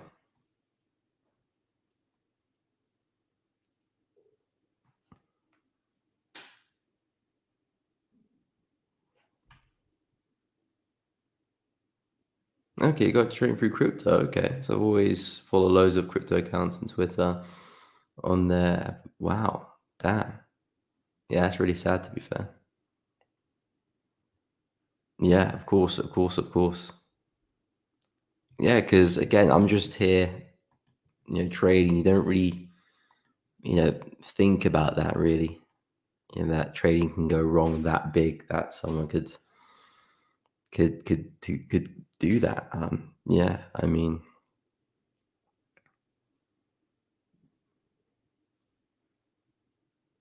it's pretty scary to be honest. It's pretty scary, but again, the best way to combat that is put yourself in a position where even if you do lose your account, you're not in a place where you could be experiencing something like that. And not only would you be in a better place for it, your trading will be better from it as well.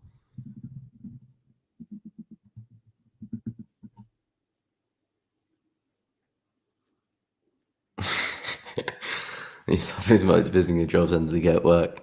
Of course, I think there's a common journey that all traders will go through. Thinking about giving up, looking at something else different, looking at drop shipping or something, Amazon FBA, and then you go, no, I'm gonna make trading work, I'm gonna make it work. Yeah, trading is something that does test you mentally, emotionally, test you a lot. I think it's a good thing because not only do you develop as a trader, but I think you develop as a person as well. Because you're going to have to overcome a lot of hurdles, which if you don't, you're not going to see the results you're after. So you have to overcome it. So I like that aspect as well because it helps in other areas of life. But yeah, if trading's not going well, it can be a really, really dark hole, especially because trading's a very solo thing. If you take a trade, you make a mistake, it's on you. There's no one else to come and save the day.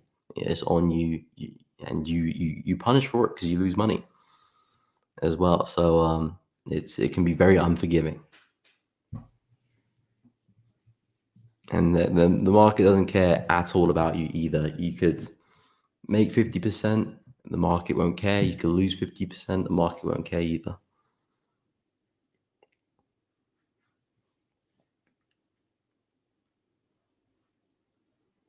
Yeah, I agree. If you have gambling tendencies, you shouldn't get involved in trading. I 100% agree with that.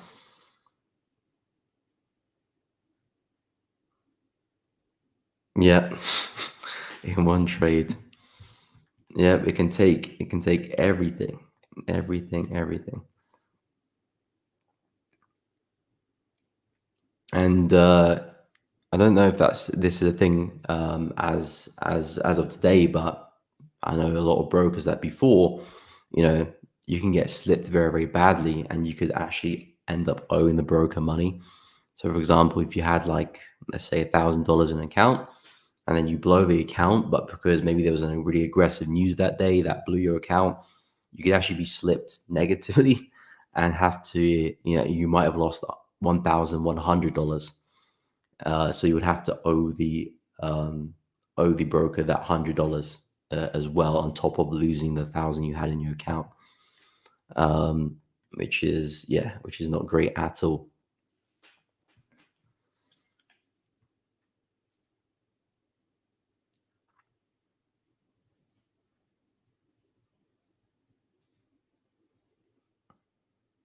Yeah, very, very true. Very, very true. Especially if you got a big audience as well, Ben. Anyway, you can. I'm Andrew. Still at the entry. Dollar CAD still just dancing around. Okay, it's pushed down a little bit. It's pushed down a little bit since we last spoke. It's looking a lot healthier. On the stream, we started speaking when dollar CAD was around here, starting to break down. So yeah, I think we can get a solid push into the low here, and that's probably when we see price start dancing. We do have some PCE news at 1:30, I believe. So that'll be interesting to see what happens. I think we've got CAD news as well, actually. Yeah, we've got GDP for CAD as well. So we've got dollar and CAD news. So that'll be interesting. But I think in terms of the technicals anyway, I would expect us to at least make our way back down to the low because that's kind of how we've been ranging. And then if you can get a solid break of that, push to the low looks good. Do you have targets for the trade, Holy One? Do you have an area where you're looking to secure some gains? I mean, I'll expect it to either be around there or around there in your case.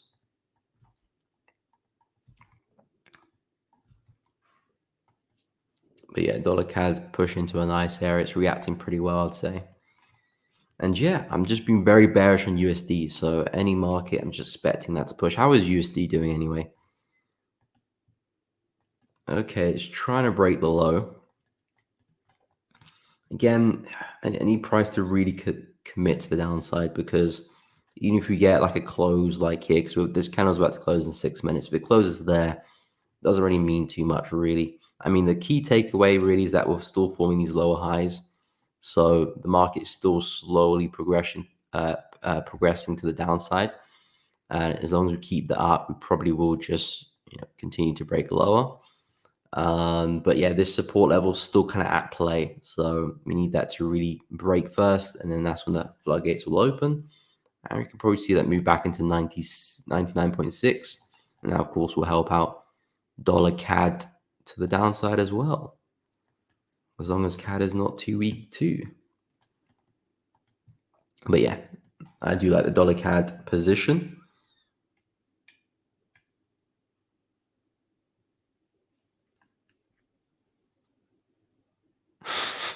Slip negative. That broker ain't seeing me again.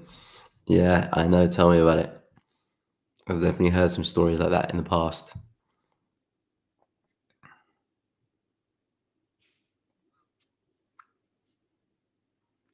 Jonah, Mika, how do you keep your emotions in check? Good question. I think in terms of me now, it's very much due to my experience in the markets that my emotions are kept relatively at bay, and there's nothing wild to go and act upon something or revenge or fear of missing out, just because I've been trading for so long. I've kind of seen it all and done it all, so it's very manageable for me. But in the beginning, it very much was constantly reviewing my trades and keeping a very active and detailed journal kept me on top of my emotions, because I had a plan of what I wanted to do in the markets, and then I would go and execute that plan. And if I did a mistake, if I made an emotional mistake, by keeping a detailed journal, it made me accountable. It made me reflect on my mistakes as well. And I wanted to make sure that my journal was to the best standard it can be. So if I did feel the need to revenge trade, I didn't want to be in a position where I would revenge trade and then write it down in my journal and have to look back and see I did that. So keeping myself accountable, really, and distancing myself from the markets when I should be, kind of really helped me in the beginning. But really, I would just say keeping a really detailed journal, kind of reflecting on yourself a lot, because that's all it is. It's just managing your impulses, really, at the end of the day. But now it's kind of just a part, it's embedded because I've been doing it for a while. Now it kind of just comes naturally.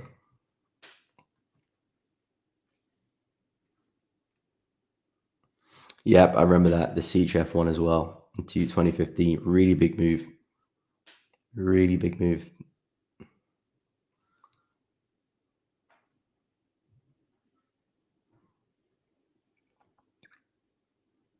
Yeah, 100K gone like it's nothing for some people. I know. That's why I think, even with stop losses, you can still get badly stopped as well. Because something like that, in you moving such a crazy amount in a short space of time, even a stop loss won't provide you that much protection.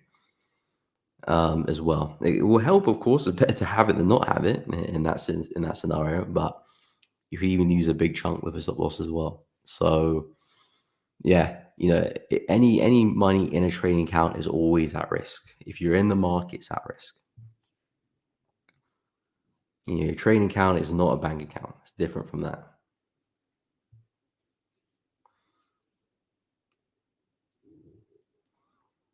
Okay, no, 1.34280, and I'm out. Whereabouts is that? 1.342. Okay, more or less the low. Yeah, I mean, that's what I'll be expecting price to get to as well. I think it's probably waiting for the New York session to get the ball rolling.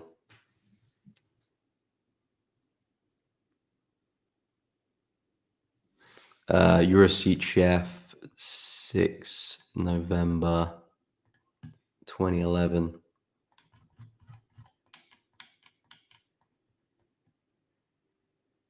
Damn, I mean, this move in 2015 was crazy.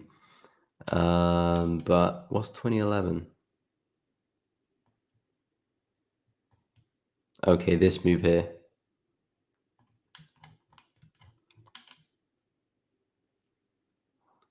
Okay, that move there. Was that in 30 minutes?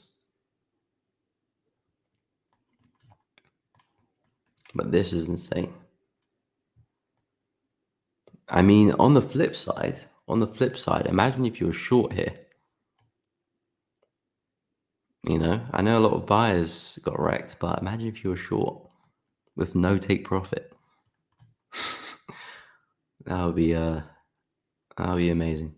But yeah, I mean, that's always a possibility that could happen in the market. So we always have to be careful there, which is why you want to make sure you're managing risk, and why not trading with money you can't afford to lose, because anyone could be on the wrong side of that.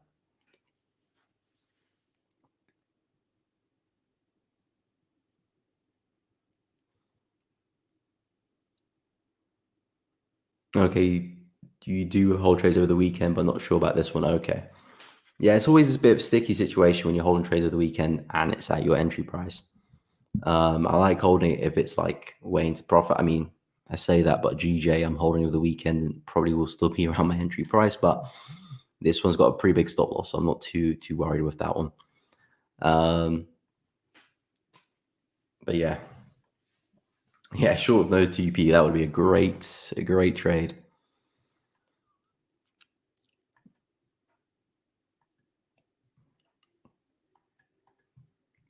Anyway, guys, we have come up to the end of the stream. I will be live again every day next week, Monday, Tuesday, Wednesday, Thursday, Friday. So if you guys are free, make sure you tune in, say hi, we'll discuss some charts, have some fun as well.